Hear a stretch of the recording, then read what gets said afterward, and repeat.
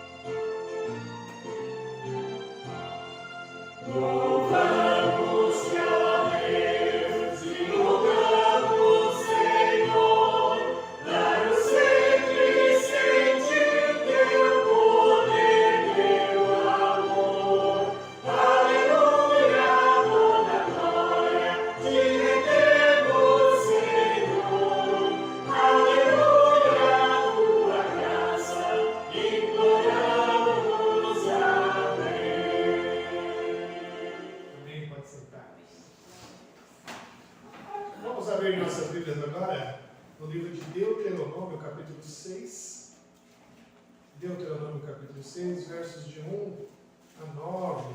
Vamos nesse momento de consagração, nesse momento de colocar nosso coração diante do Senhor Jesus, pedindo perdão de pecados. Vamos ler este trecho da palavra de Deus que se encontra em Deuteronômio 6, capítulo 6, versos de 1 a 9. Vamos ler também de maneira alternada, porque assim a gente participa, lê junto, compreende bem o texto, né? Pensando bem aqui nas pontuações, atentando bem, para ficar uma boa leitura, como de costume, né? Vamos ler alternadamente. Deuteronômio 6, versos de 1 a 9, diz assim: Estes, pois, são os mandamentos, os estatutos e os juízos que mandou o Senhor teu Deus, se te ensinassem para que os cumprisse na terra a que passas para possuir. Para que temas ao Senhor teu Deus e guardes todos os seus estatutos e mandamentos que eu te ordeno, tu e teu filho e o filho de teu filho, todos os dias da tua vida, e que teus dias sejam prolongados. Ouve, pois, ó Israel, e atenta em os cumprires, para que bem te suceda e muito te multipliques na terra que mana leite e mel, como te disse o Senhor, Deus de teus pais. Ouve, Israel, o Senhor nosso Deus é o único Senhor. Amarás, pois, o Senhor teu Deus de todo o teu coração, de toda a tua alma e de toda a tua força. Estas palavras que hoje te ordeno estarão no teu coração. Tu as inculcarás a teus filhos, e delas falará, assentado em tua casa, e andando pelo caminho, e ao deitar-te, e ao levantar-te. Também as atarás como sinal na tua mão, e te serão por frontal entre os olhos. E as escreverás nos umbrais da tua casa e nas tuas portas. Amém. Até aqui o texto do Senhor. Texto onde fala para nós sobre a finalidade da lei, como que nós devemos observar essa lei, como que a gente tem que se atentar para essa lei. A Bíblia aqui nos ensina que estes são preceitos do Senhor para a nossa vida. Preceitos é aquilo que deve ficar arraigado no nosso coração, guardado o tempo todo. Por isso que ele diz aqui, para a gente atar esses mandamentos no nosso corpo, né, na frontal, no nosso braço, no nosso coração, para que a gente possa guardar e lembrar de guardar. E o texto afirma ainda que o principal é: amarás, pois, o Senhor teu Deus de todo o teu coração, de toda a tua alma, de todo o entendimento. Estas palavras devem ficar guardadas no nosso coração. Essas palavras devem ficar guardadas no nosso entendimento, para que a gente possa fazer o que o Senhor tem nos ordenado. E o texto diz que quem assim fizer, não é, será bem sucedido, que bem te suceda. A gente entende isso. Quando a gente não cumpre a lei, há alguma coisa que nos é afetada. Né? Se a gente não cumprir a lei civil lá fora, ou a gente toma uma multa, ou a gente toma um prejuízo. Se a gente não cumprir a lei criminal, a gente vai preso. Né? A gente sabe que quando não cumprimos uma lei, algum problema acontece. E assim é a lei de Deus. Se a gente não cumprir a lei de Deus, alguma coisa acontece. E aí, diante disso, a gente vai se colocar agora diante do Senhor, pedindo perdão pelos nossos pecados. Vamos nos colocar diante do Senhor, clamando a Ele por perdão, clamando a Ele por diante do nosso coração arrependido, que Ele assim seja misericordioso e perdoador. Vamos orar, irmãos, alguns instantes, silenciosamente, pedindo perdão de pecados. Depois eu peço que a minha irmã Iraci faça uma oração de confissão. Vamos orar, irmãos, alguns instantes, silenciosamente primeiro. Santo Deus, eterno Pai, graças te damos, ó Deus querido, pelo momento que passamos na tua casa e pelo momento que ainda vamos passar, Senhor, na tua presença. Graças te damos, ó Deus querido, por cada família aqui representada, Pai.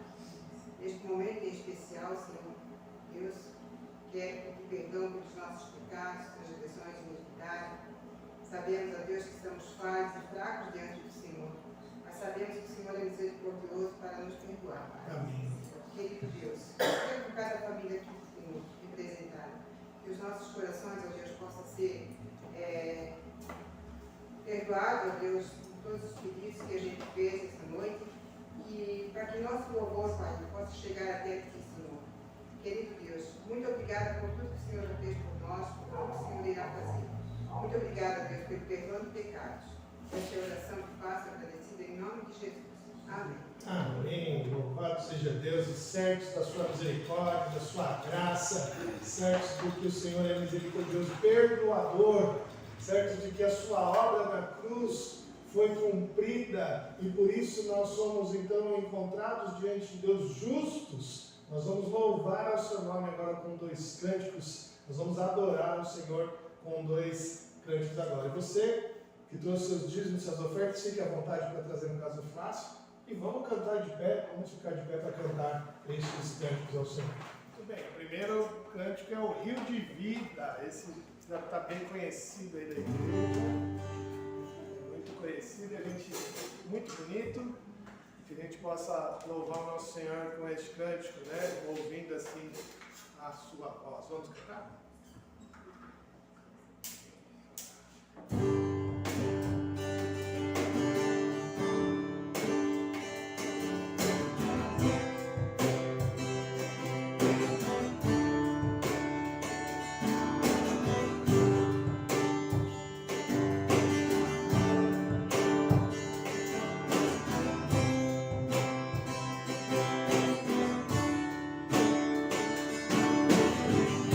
Meu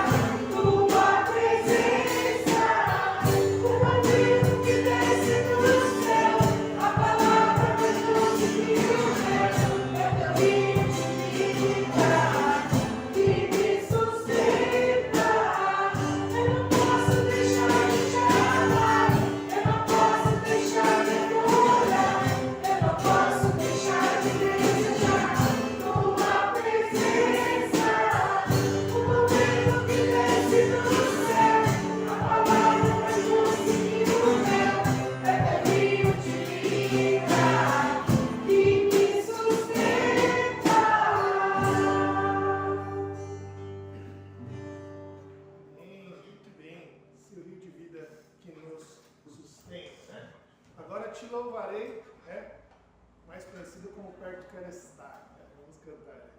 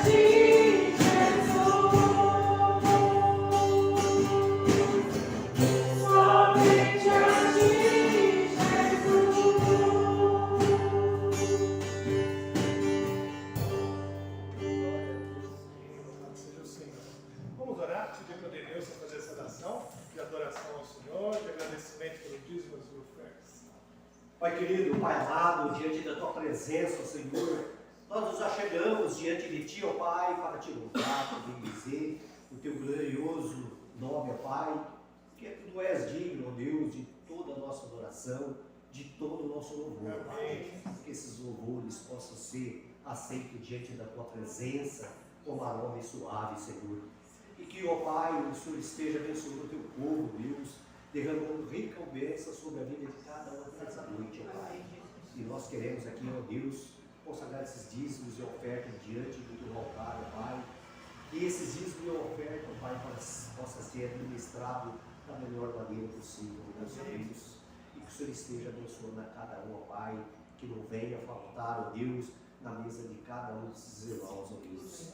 Pai querido, receba todo esse culto que nós estamos direcionando a Ti, ó Pai, e que assim, ó Deus, o Senhor esteja a cada dia nos fortalecendo, ó Pai. Que a cada dia, ó Pai, nós possamos ser novas criaturas em Cristo Jesus, ó Deus, para sermos pessoas diferentes, pessoas cheias do Teu Santo Espírito, ó Deus, para que assim as pessoas vejam em nós a alegria, ó Deus, de estarmos Te servindo, ó Pai, porque nós buscamos alegria no Senhor. Amém. Fica conosco o tempo desse culto, é que nós te louvamos e agradecemos, em nome de Jesus. Amém. Amém. Pode sentar, igreja. Chamar as crianças à frente, podem vir. Coisa boa, hein?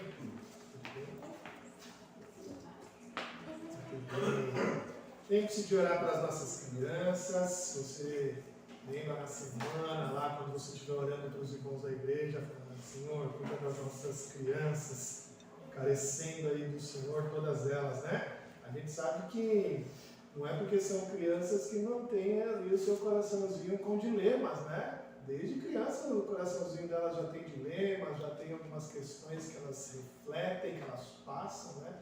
E é assim, debaixo de oração, que elas vão ser preservadas no Senhor, né? Vamos orar então para as crianças, elas vão para o cultinho agora. Vou pedir para a Adriele fazer essa oração pelas crianças e pelo culto que elas vão ter. Vamos orar?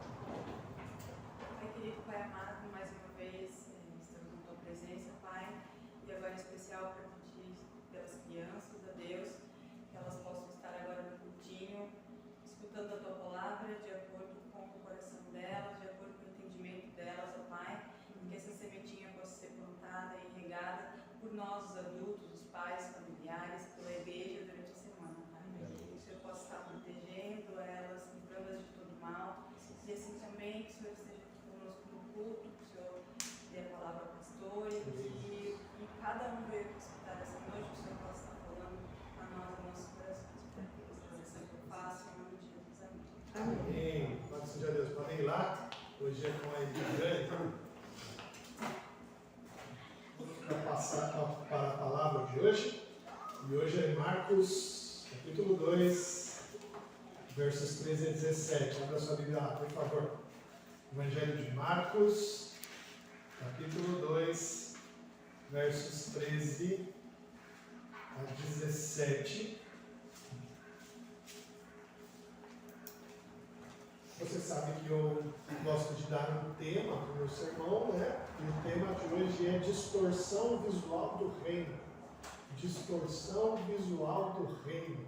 Esse é o tema da mensagem de hoje, aqui de Marcos, capítulo 2, versos 13 a 17. Então, eu vou ler aqui o texto, você preste bastante atenção na leitura, tá bom? Diz assim a palavra de Deus. De novo saiu Jesus para junto do mar, e toda a multidão vinha ao seu encontro, e ele os ensinava.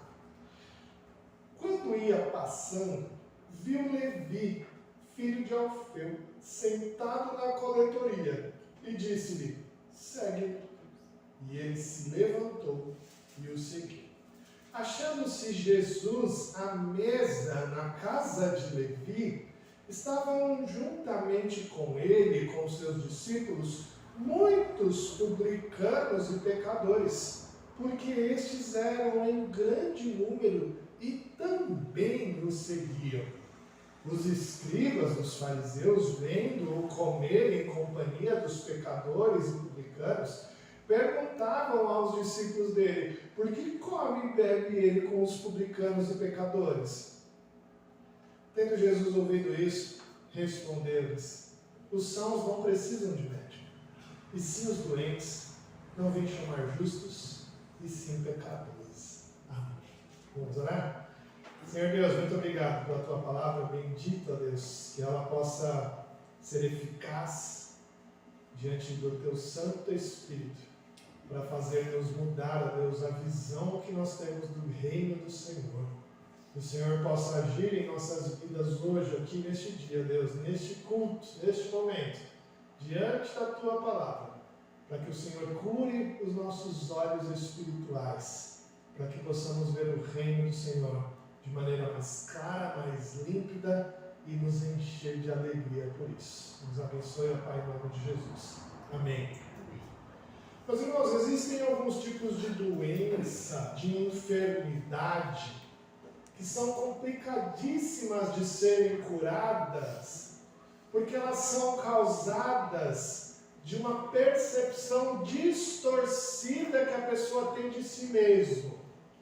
São algumas doenças que os indivíduos, que os enfermos sofrem transtornos visuais e mentais que distorcem as características que elas vêm delas mesmas. E isso resulta em problemas físicos gravíssimos. Um bom exemplo disso, que você já deve ter ouvido, é do transtorno da anorexia. Você já deve ter ouvido isso, isso é bem comum, né? Na anorexia, a pessoa se vê de uma forma distorcida. Olha que interessante essa doença, né?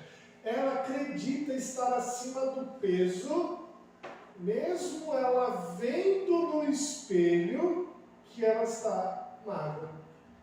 Ela vê literalmente na sua mente a sua forma física distorcida. Você pode dar uma foto dela para ela ver, você pode colocá-la diante do espelho e ela enxerga a sua forma física bem diferente. Então, a pessoa pode estar magra e ela vai se enxergar acima do peso, ela vai se ver. Isso é um transtorno visual mental. Outro transtorno relacionado também a esse tipo de doença é o transtorno de personalidade borderline. Esse transtorno, o enfermo sofre de uma percepção distorcida da sua autoestima. Diferentemente da anorexia, que ela vê o seu corpo distorcido, o borderline ela vê a sua autoestima distorcida. Então, no borderline, dias a pessoa se vê com a autoestima altíssima. Hoje eu vou de a pé até Balneário Camboriú e vou voltar, porque eu quero andar até lá. A pessoa está numa autoestima altíssima. E tem dias que ela não consegue nem sair do quarto. Hoje eu não vou sair nem daqui. O borderline, então, o transtorno visual dela, mental, está na sua autoestima. Um outro transtorno menos conhecido, bem raro de acontecer, é a síndrome de Capgras.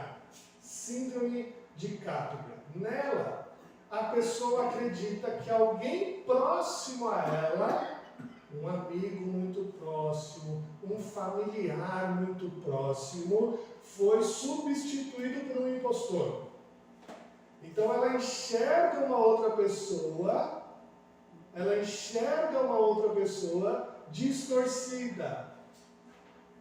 Ela vai ver essa outra pessoa como se fosse uma pessoa secundária. Então ela entende que essa pessoa foi substituída. Essa é a síndrome de Capgras. Nesse caso, há uma distorção severa visual da identidade de outra pessoa. O cérebro dessa pessoa falha ao reconhecer o outro. Então ela vê, por exemplo, o seu irmão, que sempre andou com ele, que sempre andou ali, sempre esteve junto, ela não reconhece mais o seu irmão. E ela pergunta: quem é você? E ela fala assim: não, eu sou o seu irmão. Não, você é um impostor. E gera um problema sério na família, na realidade daquela pessoa. 3 problemas sérios de percepção visual. Uma com relação ao corpo, outra com relação à autoestima e a outra com relação a uma pessoa de fora. Todas essas doenças que eu citei aqui como exemplo são males terríveis. Porque são dificilmente diagnosticadas. A pessoa não acredita que ela tem problema, a pessoa não reconhece isso E muitas vezes o paciente se recusa a aceitar tratamento. Ela não entende, ela não acredita, ela não aceita. O texto que nós lemos de Marcos aborda um distúrbio semelhante. O texto que a gente leu aqui de Marcos, com relação ao chamado de Levi, demonstra um distúrbio semelhante. Eu não sei como chamá-lo, eu não sei qual seria um bom nome para ele, mas eu tenho o nome de distúrbio visual do reino. Porque nesse caso a pessoa vê o reino bem diferente do que ele é. Ela não consegue enxergar mesmo estando bem diante do reino. Assim como na anorexia ou no borderline, a pessoa se vê saudável, mas na verdade ela está enferma. E assim como na síndrome de Capgras, ela realmente acredita que quem está no trono é um impostor. É importante a gente reconhecer algo crucial nesse momento. Marcos registrou isso aqui. Marcos deixou isso registrado para que eu e você possa diagnosticar a nossa própria visão. Como é que está a nossa visão com relação ao reino? Assim que a gente identificar essa distorção visual do reino em nós mesmos, a gente tem que aplicar o que o Senhor mesmo disse para corrigir o que a gente tem visto de errado. O que a gente está vendo de errado nesse reino? Qual é o problema que nós estamos tendo com relação ao reino? Será que a gente está vendo ele distorcido? Será que a gente está vendo ele com algum problema?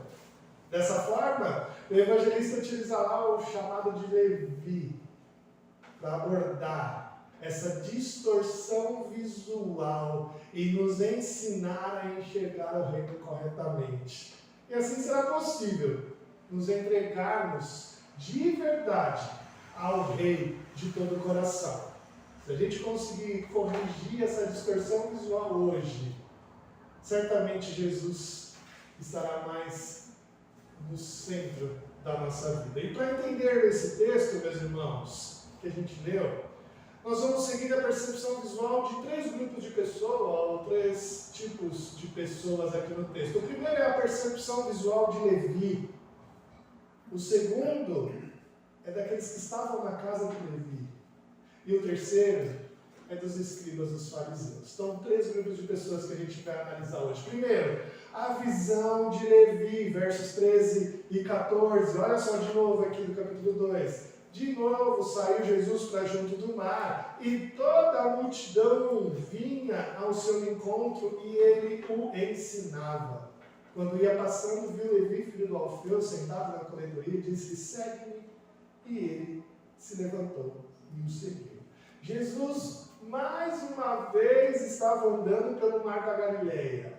Provavelmente ele ainda estava em Cafarnaum, na casa onde ele se hospedara, aquela casa de Pedro, sabe? A casa de Pedro e André, onde ele curara a sogra de Pedro, e por último tinha curado o paralítico que desceu do teto. É esse mesmo.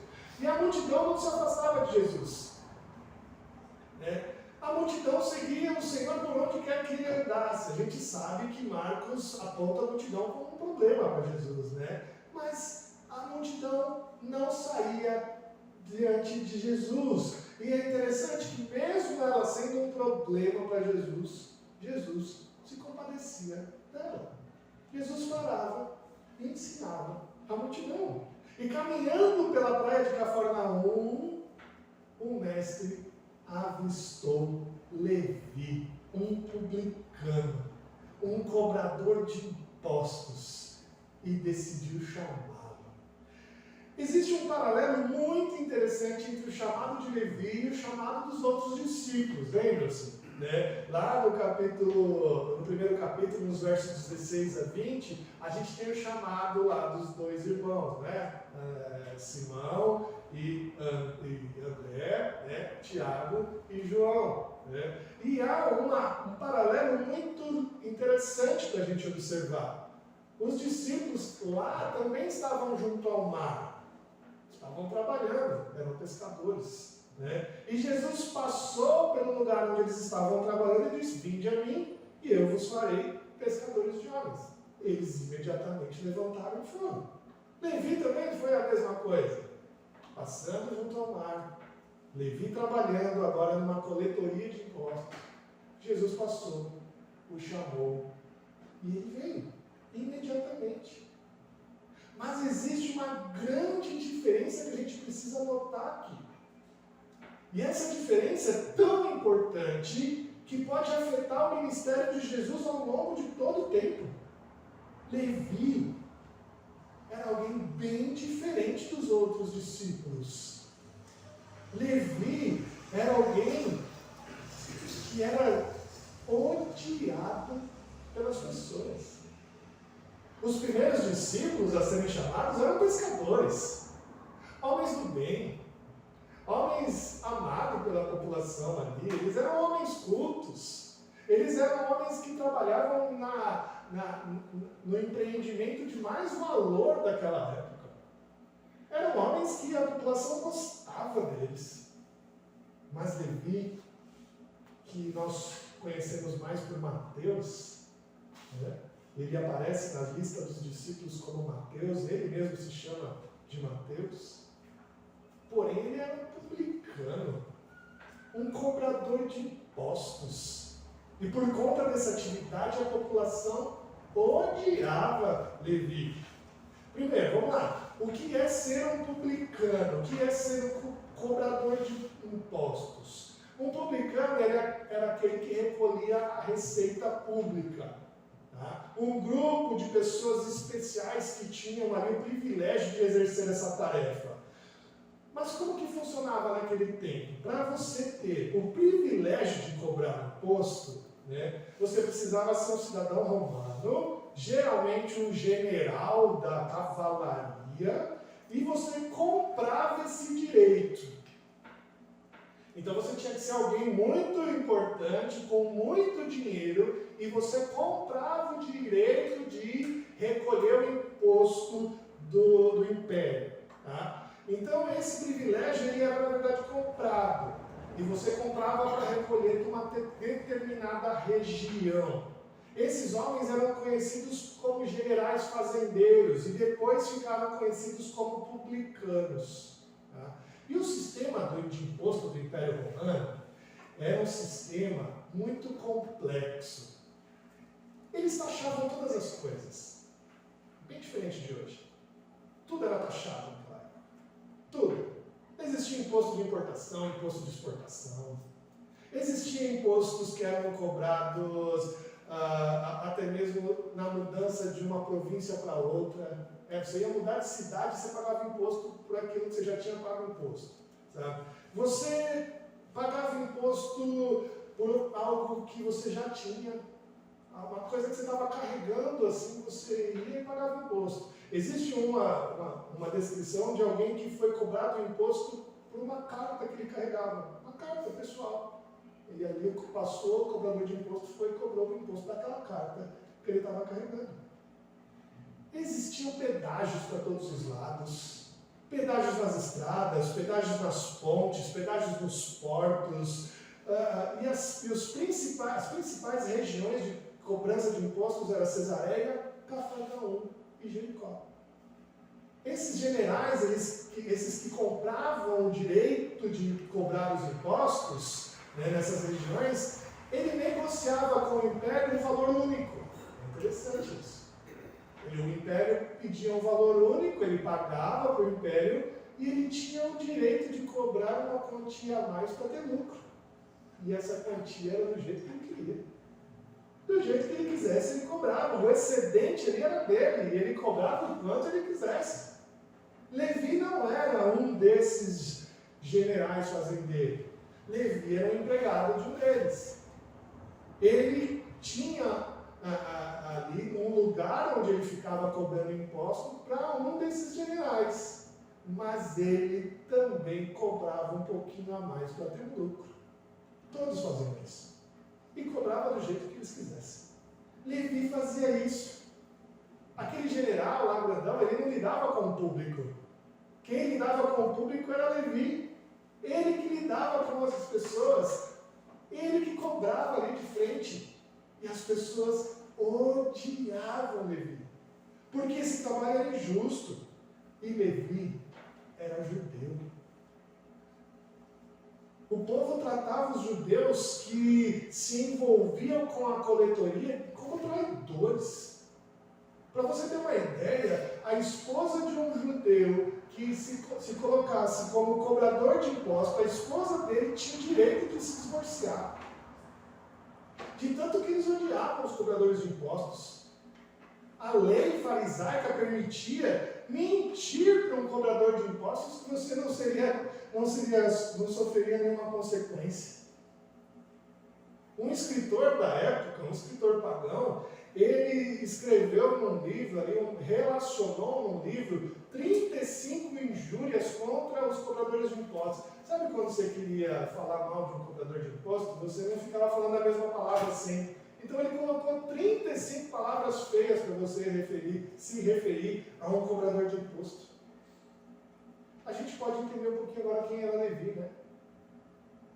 Um homem odiado por seu povo. Ele era taxado como ladrão, impostor. Ele sofria a ira de todos ali. Este homem foi chamado para ser um discípulo de Jesus. E a principal diferença de Levi e a dos outros discípulos está na sua resposta ao Senhor. Pedro, André, Tiago e João seguiram a Jesus imediatamente, mas eles poderiam voltar ao seu trabalho depois. Nada os impedia de retornar a serem pescadores. Aquele empreendimento que eles haviam deixado para lá. Nós sabemos disso, que foi exatamente isso que aconteceu, não foi? Depois que Jesus foi morto, quando Jesus ressuscita, ele encontra os discípulos pescando. Voltaram para trás. Já Levi não. Levi não teria oportunidade de retornar ao seu trabalho. Esse trabalho era muito rentável. Qualquer um queria receber impostos. Assim que Levi deixasse o cargo, alguém já iria substituí-lo imediatamente e iria enriquecer. Mas quando Levi viu o rei, quando Levi viu Jesus passando, ele realmente reconheceu que o valor do reino era muito maior do que o valor que ele poderia ter no seu trabalho. Certamente Levi já havia ouvido falar sobre Jesus. Certamente Levi já havia ouvido a pregação de Jesus. E a sua visão estava clara acerca do reino. De quem era aquele homem? Quem era aquele homem que passava ali? Levi conseguiu ver claramente quem ele era. Levi ouviu a sua pregação. E ele viu de maneira correta quem ele era. Quem ele era. A pessoa de Levi. Um pecador, miserável, carente da graça de Jesus. Não só por ser um publicano, mas por ser um humano. Ele viu realmente quem era Jesus. De maneira clara, ele viu que ele era o Rei da Glória, somente ele, o Filho de Deus, o Messias, poderia perdoar os seus pecados. Toda a riqueza que aquele homem poderia ter conquistado no seu trabalho não fazia mais sentido. O seu desejo estava agora no perdão de pecados, que o Senhor Jesus poderia lhe dar. E o privilégio agora que ele queria era de fazer parte do reino de Deus.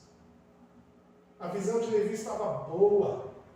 Diante do chamado de Jesus, ele se levantou e seguiu, deixando tudo para trás, para ele, sem possibilidade de voltar. Mas ele sabia que havia escolhido o melhor lugar. Sabemos que a visão de Levi era boa. A sua visão estava clara, nítida no reino. Agora a gente vai analisar um pouquinho da visão daqueles que estavam na casa de Levi. Olha só o verso 15 que diz aqui.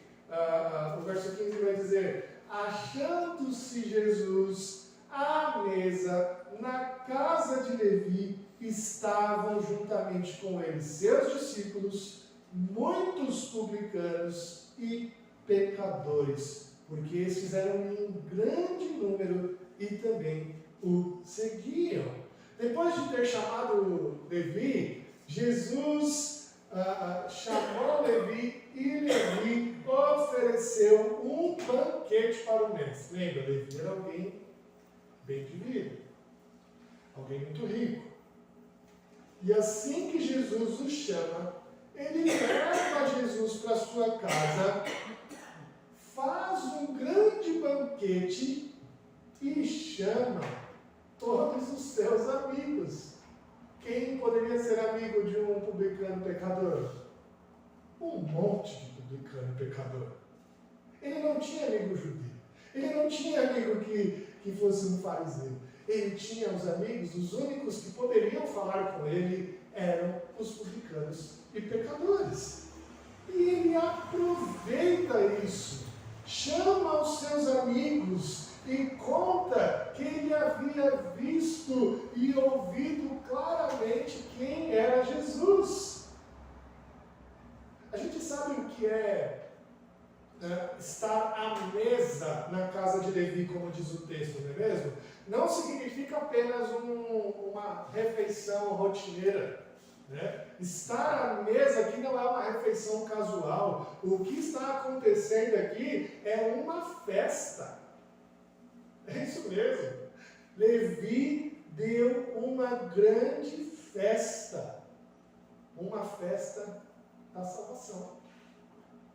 E se a gente perceber bem, né? Se a gente se atentar bem, essa atitude é até comum nas Escrituras, não é mesmo? Pedro levou Jesus para casa, como a gente viu lá em Marcos 1:29. Aconteceu o mesmo com Zaqueu. Lembra de Zaqueu? Lucas 19:5. Zaqueu, desce depressa, pois me convém ficar hoje em tua casa. Com Lídia, lembra o que aconteceu com Lídia? Os apóstolos de Jesus, lá, Atos 16, verso 15, diz: depois de ser batizada, ela e toda a sua casa nos rogou, dizendo: se julgais que eu sou fiel ao Senhor, entrai em minha casa e aí ficai. E nos constrangeu a isso. A salvação é festejada nas Escrituras. A salvação vira uma festa, tanto aqui na terra, como no caso do filho perdido, lembra? Lucas 15:23, do filho pródigo. Trazei também, matai um novilho cevado, comamos, regozijemo-nos, porque este meu filho estava morto e reviveu, estava perdido e foi achado, e começaram a regozijar. Aqui na terra há festa quando há salvação. E no céu também. Lucas 15:17 diz: assim haverá maior júbilo no céu por um pecador que se arrepende do que por 99 justos que não necessitam de arrependimento. Há festa na salvação. A salvação é algo que move o homem por inteiro. Ele quer encher o nosso coração. Jesus quer encher, nos transformar o coração, nos transformar a mente. E isso transparece no nosso corpo de alegria, de necessidade de festejar. O Salmo 34:8 diz: ó, provai e vede que o Senhor é bom. É bom, devemos festejar. Levi estava em festa. Porém, a expansão da salvação não fica só no homem, mas traspassa para toda a sua família.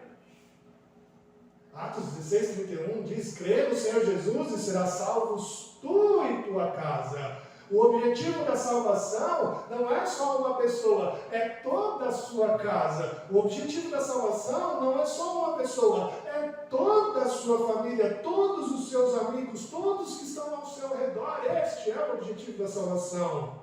É o reino de Deus, meu irmão. O reino de Deus agindo por intermédio de você. Você é um arauto deste rei, você faz parte deste reino, e é através de você, sendo luz, sendo sal, que este reino aparecerá. Isso não seria diferente na casa de Levi. que ao ver nitidamente o reino de Jesus, que ao ver nitidamente quem ele era e quem era Jesus, ele reuniu todos os seus para estarem com o rei. E todos puderam ver claramente aquele reino. O texto diz no verso 15, olha só comigo de novo, verso 15 no finalzinho. Porque estes eram em grande número e também o seguiam. Os da casa de Levi, aquele monte de publicano e pecador, também tinham ouvido falar sobre Jesus, também tinham ouvido a pregação de Jesus e também decidiram seguir Jesus. Assim como a visão de Levi, os seus, ou seja, toda a sua casa, todos os seus amigos, todos os seus familiares estavam com uma boa visão do reino e puderam aproveitar. Aproveitaram aquele momento e festejaram com Jesus. Eles decidiram fazer uma festa com Jesus. Nada nessa vida, meus irmãos, deveria ser tão comemorado como a salvação. E esta casa não poderia perder essa oportunidade de convidar Jesus e comemorar aquele momento. A visão de Levi estava boa. A visão dos seus amigos, dos seus familiares, de todos que eram seus da sua casa, estava boa também. Mas o texto diz que havia algumas pessoas de fora. E a gente vai analisar um pouco a visão deles. Versos 16 e 17.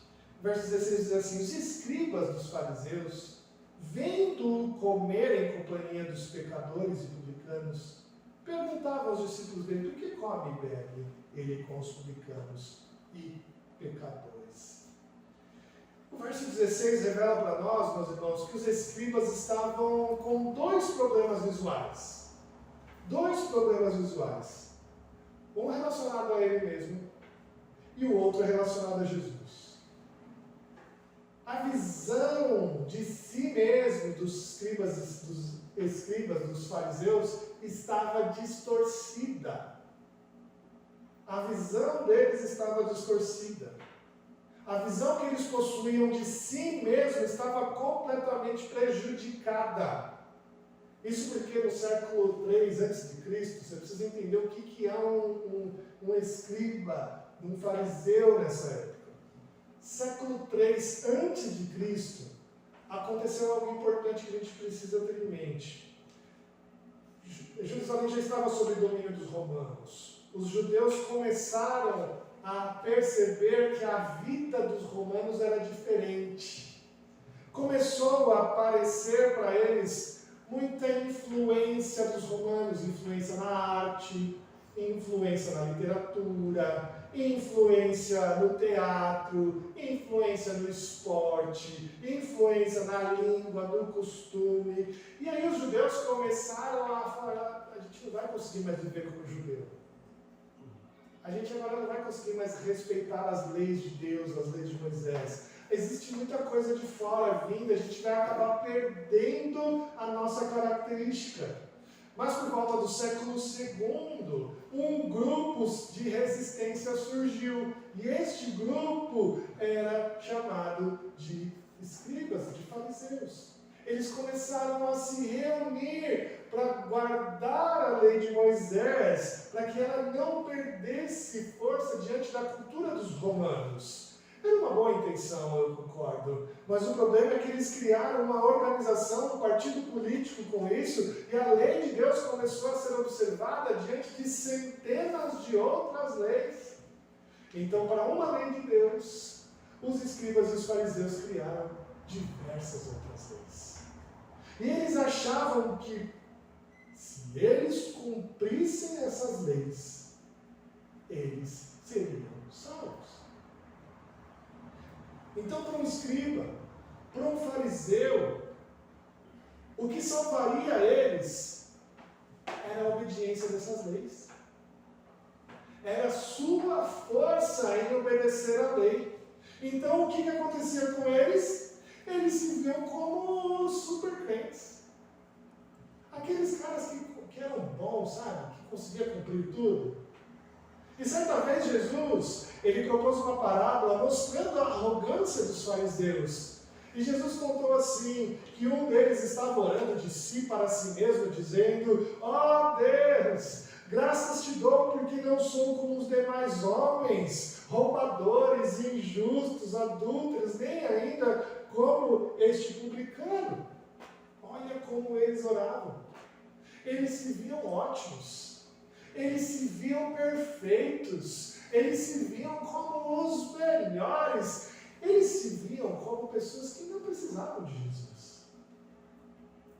Eu vou, me desculpem o pleonasmo aqui, o erro, né? Eu vou me salvar a mim mesmo. Eu sou bom. Eu cumpro todas as leis. Eu cumpro tudo que é de melhor. Para que eu preciso de Jesus? Meus irmãos, que visão equivocada é essa deles? Eles não viam mais pecados em si mesmo. Eles não viam mais o quanto que eles desagradavam ao Senhor. E por isso não viam mais a necessidade de salvação. Porque eles entendiam que por causa da sua religião, eles seriam salvos. Por causa da sua religiosidade. Um problema sério de enxergar a si mesmo. Porque a Bíblia é clara em nos ensinar que todos nós somos pecadores e carecemos da graça de Deus. Mas existia um outro problema visual deles. O problema de visão dos escribas só piorava, porque eles viam a Jesus de maneira distorcida também. Uma vez que eles viam Jesus comendo com os publicanos, eles acreditavam que Jesus agora fazia parte daquele grupo. É interessante isso, porque na visão deles, Jesus não poderia se envolver com uma pessoa tão baixa, tão suja como eles. Que tipo de homem come com publicanos, pecadores? Que coisa horrível! Que tipo de homem que se envolve com alguém assim e vai aparentar a aceitação do que eles faziam, não é mesmo? O que os escribas esperavam era uma mudança de vida dos publicanos, dos pecadores, para depois se achegarem a Jesus. É isso que eles esperavam. Mas a única coisa que Jesus exigia para ser salvo era fé. Arrependimento de pecados. Nenhuma obra a mais era necessária. Apenas fé e arrependimento de pecados. E para fazer os escribas entenderem este fato, ele apresenta outro conceito a eles. O conceito do médico junto aos doentes. Quando o médico está junto dos doentes, ele não deseja que os doentes permaneçam doentes. Ele não deseja pegar a doença dos doentes. Mas o que ele deseja ali no meio é ser curado, é curar. E Jesus não desejava que aqueles homens permanecessem no pecado. Ele queria mudança na vida deles. Mas para ter mudança, eles precisavam continuar seguindo a Jesus. Para ter mudança, eles precisavam ter uma visão boa de quem era eles mesmos e de quem era Jesus. Para que eles pudessem enxergar o reino de uma maneira correta. Meus irmãos, concluindo, os escribas estavam com um baita problema de distorção de visão. Não se viam como deveriam, porque eles acreditavam que a sua religião, a própria religião, a sua religiosidade, iria curar, iria lhes salvar, e eles também não viam Jesus como rei. Eles não precisavam de um salvador, eles mesmos iriam se salvar. O problema é que a maioria das vezes nós também agimos como os escribas. Acreditamos que a nossa religião pode nos salvar também. Fazemos todos os ritos religiosos corretos e por isso não precisamos de mais nada, não é mesmo? Eu não sou como aqueles pecadores. Olha, eu não bebo, eu não uso droga, eu não ando com gente errada. Poxa vida, por que não? Por que Deus não me aceitaria? E por isso a gente não vê a necessidade de Jesus, porque a gente não se vê como alguém errado. Poxa, já que eu não sou tão pecador assim, Jesus não teve tanto problema comigo, né? Jesus não teve tanto trabalho comigo, não é mesmo? Eu nunca fiz nada errado. Não, mas com aquele ali Jesus teve trabalho. Eu falei, puxa vida, com aquele ali sim. Mas comigo não, pô. E essa atitude que muitos de nós já tivemos, e muitos de nós continuam tendo, essa atitude tira a glória de Jesus. Você precisa ter um diagnóstico correto da sua visão, meu irmão.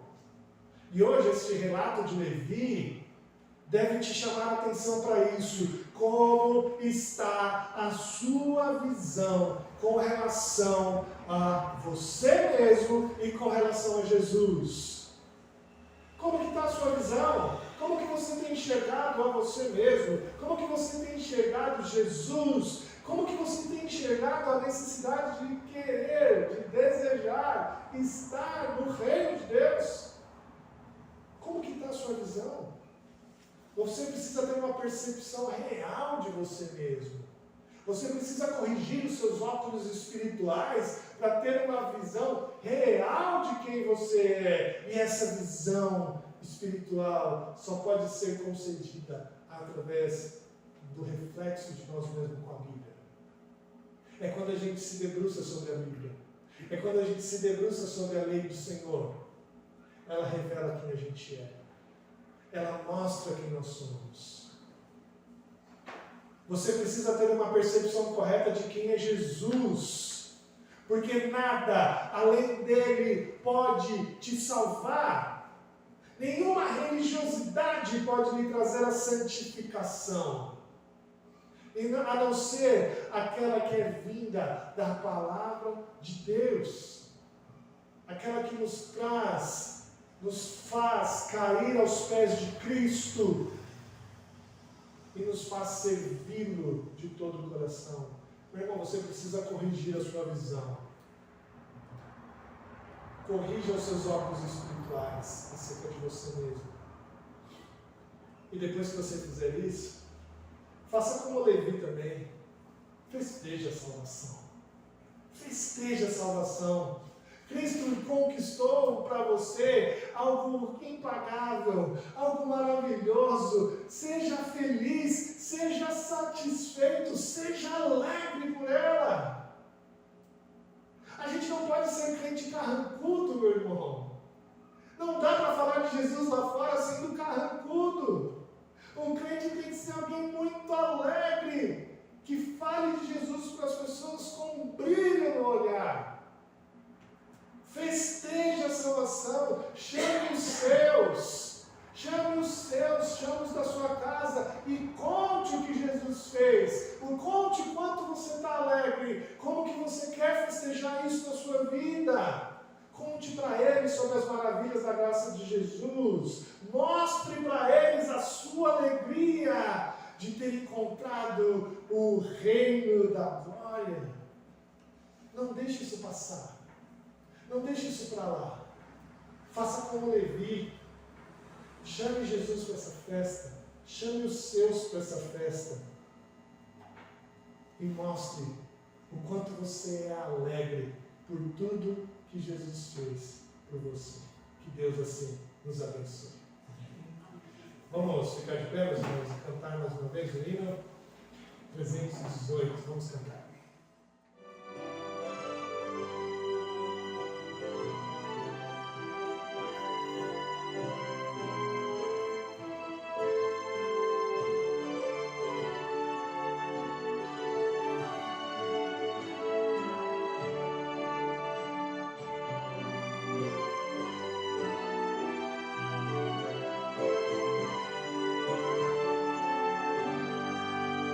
Ceifeiros da Seara Santa, com poucos traduções, mais forte é Cristo vosso Mestre, avante, avante, pois, os que esperam o Senhor, renovar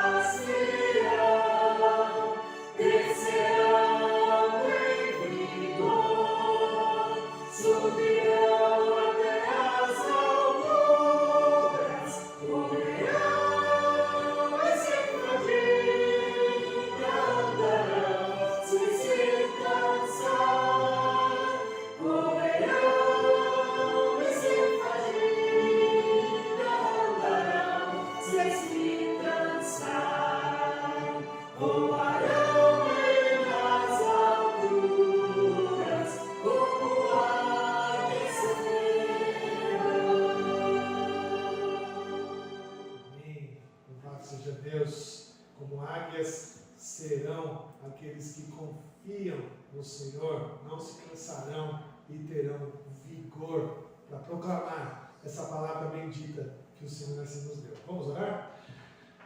Senhor Deus, querido e eterno Pai, Senhor Rei da Glória, nós te louvamos e te bendizemos, ó Deus, por tudo o que o Senhor fez por nós, por toda a tua obra bendita que nos livrou, ó Deus, do pecado, que nos livrou, ó Deus, da morte eterna e nos levou, ó Deus, para junto de ti, para este reino bendito, da qual o Senhor é o Rei eterno. Ó Deus, muito obrigado por isso. Obrigado porque sabemos que o Senhor, assim, ó Deus, corrige as nossas visões, ó Deus, e nos deixa ver claramente este reino bendito da qual nós fazemos parte. Ó Senhor, nos ajude, ó Deus. Ajude aqueles que ainda têm alguma distorção dessa visão, para que eles possam se entregar completamente, assim como nós vimos aqui, ó Deus, com Levi. Nos ajude, ó Pai, a enxergar de maneira correta quem nós somos, carecedores, ó Deus, da Tua graça, pecadores miseráveis, ó Deus, que por nós mesmos merecemos só, ó Deus, o inferno. Mas é que diante de Cristo Jesus, o grande Rei, nós temos, ó Deus, o perdão de pecados. Nós temos, ó Deus, a condição de nos arrepender, de nos prostrar diante dele com fé, e ele assim nos cura por inteiro. Obrigado, a Deus, porque a tua palavra tem vivificado o nosso coração. Obrigado, a Deus, porque a tua presença tem nos dado vigor, como diz este cântico, como diz este hino que cantamos agora. Obrigado, a Deus, porque a tua palavra é viva e eficaz e transforma o nosso coração, e que o Senhor assim possa agir. Ó Deus, nos dá vigor, nos dá revigor espiritual, nos dá confiança no Senhor, na tua palavra, para que, ó Deus, com alegria perene na tua salvação, nós possamos proclamar estas boas obras, ó Deus, para os de fora. Nos ajude, ó Deus, a sermos crentes felizes, crentes que demonstrem a alegria do que o Senhor fez por nós. Nos ajude, ó Pai, a sermos assim a cada dia que passar. Ó Deus, abençoe nossa igreja, ó Deus, abençoe nossos irmãos queridos. Abençoe todos aqueles que carecem, ó Deus, de cura, aqueles que estão enfermos, ó Deus, abençoe eles, ó Pai. Ajude-nos, ó Deus, ajude aqueles que estão acamados, que o Senhor possa abençoar. Ajude aqueles que ainda carecem de cirurgias, ó Pai, a conseguirem, ó Deus, os encaminhamentos necessários. Ajude aqueles que já têm cirurgias marcadas, ó Pai, abençoe cada um deles. Que o Senhor possa abençoá-los, ó Deus. Abençoe aqueles que estão tristes, ó Deus, que estão deprimidos, carecendo da alegria que vem do Senhor, que o seu coração possa revigorar-se, possa aquecer, ó Deus, com o amor de Cristo. Ó Senhor, abençoe nossa semana, dando sustento a cada um de nós. Abençoe nossa semana, nos dando trabalho, nos dando clientes, nos dando, ó Deus, o que carecemos para o pão de cada dia.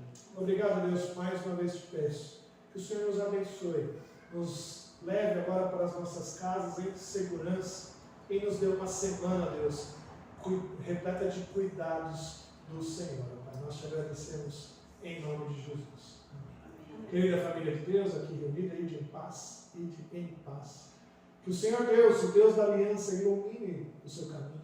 E que o amor do Pai, a graça do nosso Senhor Jesus Cristo e a consolação do Espírito Santo de Deus esteja com você, hoje e para todos sempre. Amém.